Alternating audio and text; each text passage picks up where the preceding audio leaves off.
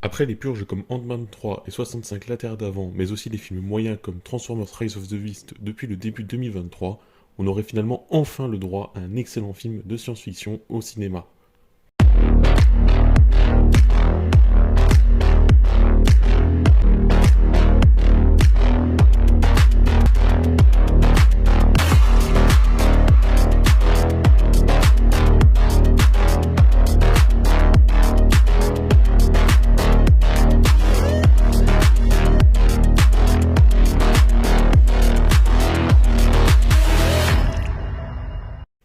Bonjour à tous, c'est The Ciné Watcher, j'espère que vous allez bien. On se retrouve pour la toute première critique cinéma de la chaîne, car oui, je ne fais pas que des jeux vidéo, et aujourd'hui, on va parler d'un petit film de science-fiction sorti fin septembre, je veux bien sûr parler de The Creator.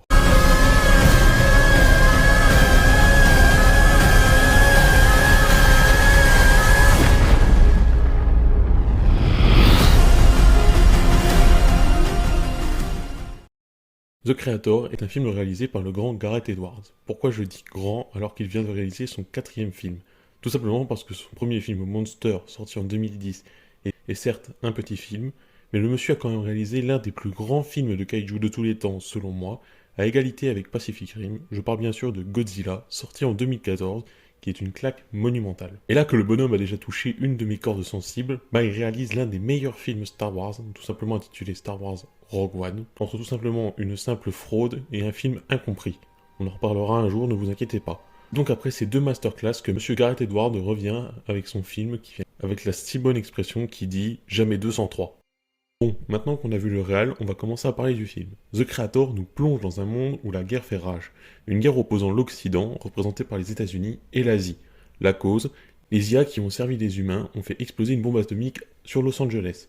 Les États-Unis décident donc d'éradiquer toute forme d'IA de la Terre, mais l'Asie n'est pas de cet avis et décide de devenir un point d'accueil pour tous les robots et d'autres intelligences. On va donc suivre l'histoire de Joshua, ancien agent des forces spéciales, qui va devoir traquer le créateur des IA, car celui-ci a développé une arme qui pourrait changer le cours de l'histoire en causant la défaite des USA durant cette guerre. Et cette arme n'est ni plus ni moins qu'un enfant. Voilà, vous avez tout le délire, je n'irai pas plus loin parce que sinon ce sera du spoil. On va donc commencer la critique en parlant tout simplement du plus gros point positif du film. C'est bien sûr les visuels, et mon dieu, si on devait décrire la beauté des plans de The Creator, on serait au niveau d'un Blade Runner 2049 ou encore d'un Avatar 2. Même si la mise en scène est classique, on a quand même le droit à une photographie de malade. Je veux dire, regardez-moi ces plans, c'est tout juste magnifique. Franchement, on est selon moi sur le top 5 des plus beaux films de cette année. Et c'est là où on en vient à ce que je disais dans l'introduction. Depuis le début de l'année, on n'a pas eu un seul film de science-fiction qui nous a fait autant voyager. Après oui, ça se passe sur Terre, il y a des forêts, des champs, des grandes villes, mais c'est surtout ce qui a été rajouté qui rend le côté science-fiction. Ce qui fait que ça lave beaucoup de films, notamment les films de super-héros comme Ant-Man 3 ou The Flash. Et quand je parle d'éléments rajoutés, je parle bien sûr des multiples robots que l'on voit dans le film qui font vraiment réel, c'est impressionnant. Ça c'est grâce aux effets spéciaux juste dingues. En plus, quand on sait que le film a coûté 80 millions de dollars à produire, je répète 80 millions de dollars à être produit, vous avez bien compris, à titre de comparaison, on a quand même des films comme The Flash qui a coûté pas moins de 220 millions de dollars, quand on voit le scandale que c'est, mais aussi le futur film du MCU The Marvels qui va coûter 240 millions de dollars, c'est indécent. Enfin, je dis ça, après fallait-il qu'on soit réellement surpris. Je veux dire, Gareth Edwards a quand même réalisé Rogue One et Godzilla. Deux films qui n'ont pas un budget faramineux et pourtant ont des visuels et des effets spéciaux tout simplement dingues. D'ailleurs, tant qu'on est sur les visuels de l'univers, on va faire un petit point sur le développement de celui-ci. Comme dit dans le synopsis, on est à une époque où les intelligences artificielles ont tué des humains. Déjà, petite référence à Terminator avec la bombe atomique qui fait très plaisir. Les Américains, bruts comme ils sont, décident ni plus ni moins que de rayer toutes les IA de la surface de la Terre, rien que ça. Mais on a l'Asie qui n'est pas d'accord et qui vont décider d'accueillir les IA survivantes. Mais bon, les méchants américains ne sont pas contents et envoient leurs forces armées en Asie pour tout détruire. Avec notamment un élément qui était pas mal mis en avant pendant la communication du film, c'est le gigantesque vaisseau que l'on voit sur les affiches ou encore sur les bandes annonces. Bon, vous l'aurez peut-être compris si vous avez vu le film, on a bien affaire à une représentation de la guerre du Vietnam avec les États-Unis qui décident d'aller en Asie pour défaire les régimes communistes, remplacés dans le film par des IA. C'est donc un réel point positif quand on sait que les Américains sont les producteurs du film et acceptent d'être les réels méchants du film. Bon, même si Gareth Edwards est un Britannique, mais passons. On va maintenant passer à un point que je nuancerai un peu, c'est le scénario. Dans l'ensemble, ça reste bon, mais certaines choses m'ont personnellement un peu perturbé. Déjà, c'est la simplicité de l'histoire, qui en soi n'est pas spécialement dérangeante. Mais le souci, c'est le manque de réel message sous-jacent. Une deuxième lecture. Là où dans Godzilla, on avait encore une fois tout le délire sur le nucléaire avec les problèmes radioactifs, et vous avez compris, mais aussi la connotation avec les mutos dans le film, là, dans The Creator, mis à part la représentation de la guerre du Vietnam et le message du réalisateur, les IA ça peut être bien, faut pas tout le temps être méchant avec eux, ben c'est pas terrible. Maintenant, l'histoire en tant que telle est sympa à suivre. Nos personnages principaux partent en voyage pour retrouver quelqu'un ou quelque chose, mais doivent faire attention car ils sont recherchés, ce qui donne une réelle bulle entre les deux protagonistes qui vont apprendre à se connaître et développer un lien, même si je trouve que ça manque un peu de profondeur. J'aurais voulu être un peu plus pris aux tripes, notamment vers la fin du film. Après, comme je dis, la relation est quand même très bien. Ils ont le droit à quelques dialogues sympathiques, notamment celui en rapport avec le paradis, qui est beaucoup mis en avant dans la communication du film. Autre point qui est à mon sens négatif, c'est le manque réel d'antagonistes. Dans le film, on a bien l'armée américaine, avec quelques scènes d'action, les indigènes à un certain moment du film, mais rien de vraiment marquant.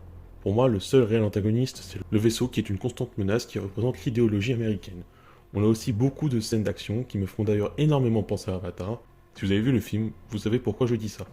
Mais toutes ces scènes d'action rendent selon moi moins impactant l'acte final, que je trouve personnellement un peu déconnecté du reste du film.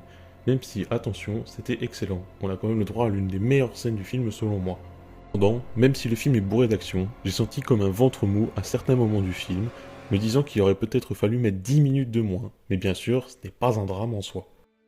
Mais bon, tout ce que je vous raconte ne serait pas possible sans l'excellent jeu de tous les acteurs. On a Joshua, interprété par John David Washington, qui a joué dans beaucoup de films connus de tous. Bon, je vais vous citer Tenet, Malcolm et Marie ou encore Black Clansman. On a aussi Alfie, joué par la perfection par Madeleine Yuna-Voyle, qui joue son tout premier rôle au cinéma et qui doit être l'une des meilleures prestations pour un enfant de ces dernières années. Je ne déconne même pas.